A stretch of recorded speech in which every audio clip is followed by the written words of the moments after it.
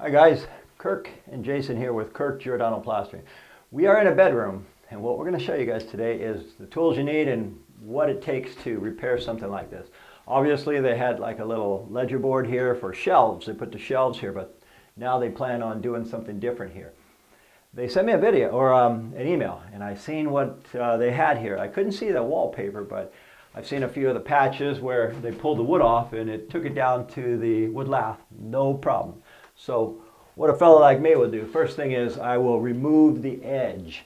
And that means, say whether you have that board here, one of the edges right now is paper. Another could be caulking, another could be plaster. So we got to remove those edges. Here, I'm going to score this paper just like so, because I don't want to take it all off. You just score it. And some of it is still going to come off, but you do the best you can with what we got. So here's what we do. We take a trowel, we score it first, and get it all off. Once we get it to where we want it, then we're going to hit it with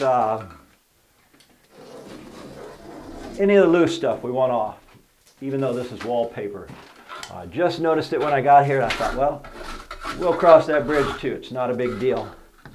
We want to get as much of it off, and whether or not you use a putty knife, a trowel, you want to get this lip off. This lip is the difference between making it smooth or having that little ridge. We'll get that off. Okay. And once we got that lip off, now we don't want to chase wallpaper and tear the whole room off or the whole closet off. So we get the best we can, like so. And again, if I'm going to apply a bonding agent in a minute, and the bonding agent, when water hits any kind of a wallpaper, the bonding agent has got water in it. So obviously, when the water hits it, it will make it come up. And that's okay. That's not a big deal. Generally what I'll do is, if water hits it and it loosens it, I'll take my trowel and remove that area. And this is plaster weld. And the plaster weld, is it necessary? A lot of folks will tell you they don't use it, but it only takes a minute. And as far as I'm concerned, it's cheap guarantee. So I want to get all the dust off anyhow, so I'm just using this to help me get the dust off. And depending on what plaster I use, which Jay already got me a 20-minute mud.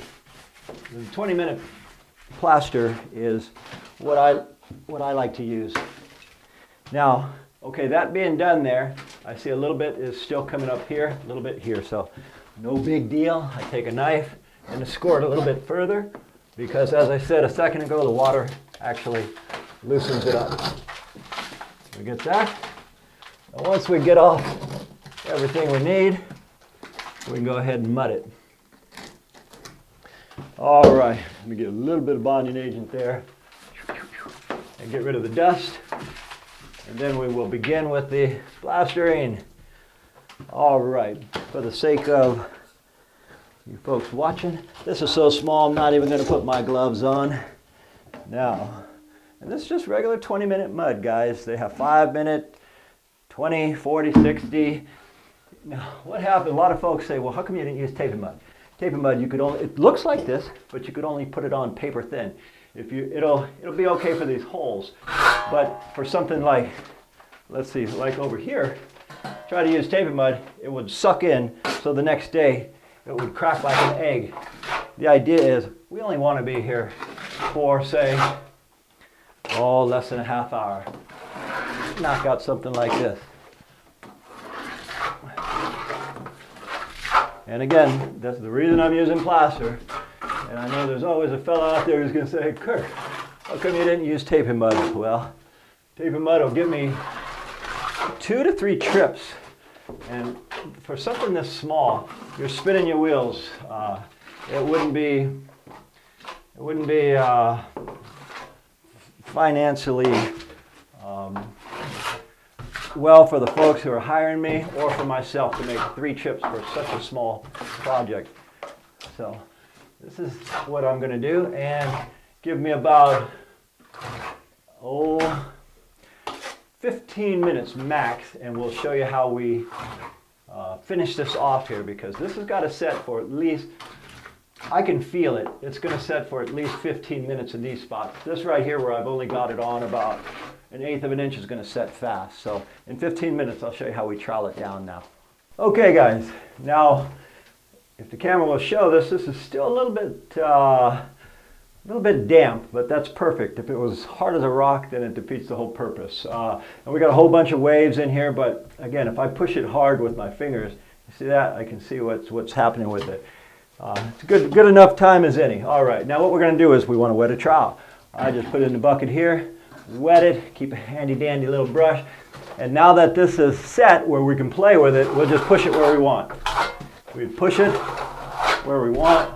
Come back on it a couple times. This does require a lot of elbow grease, guys. If you're just pushing it real soft, it's not going to work. You got to put some muscle in this, push it hard. But that's the beauty of plaster as opposed to taping mud. Again, a lot of elbow grease. And if it gets real hard, take your water bucket with the brush, put a little bit of water on it, and I'll tell you guys, this beats, I'm here maybe 45 minutes total. But I knocked this out. If you guys try to use taping mud, it will take you 3 tries, and each time will be an hour while you let it set up. And lastly, you take your corner, go upward. What I tend to do, guys, is I leave a little fat on this. You see that? A little fat in case I come to something where I need it. I put it. A lot of pressure, guys. The last thing I'll do is trim my corners out. Little throwaway brush. I mean, this is it's like a buck, but it works real well. Rather than a $60 brush, this one goes in there, gets the corners real nice, gets the corners here real nice, and there you have it. Nothing to it. Anyway, guys, my name is Kirk, Jason on the camera as usual. I hope you guys learned something between taping muds and plasters. Big difference. Anyhow, guys, we thank you for watching, and as usual, we'll see you on the next one.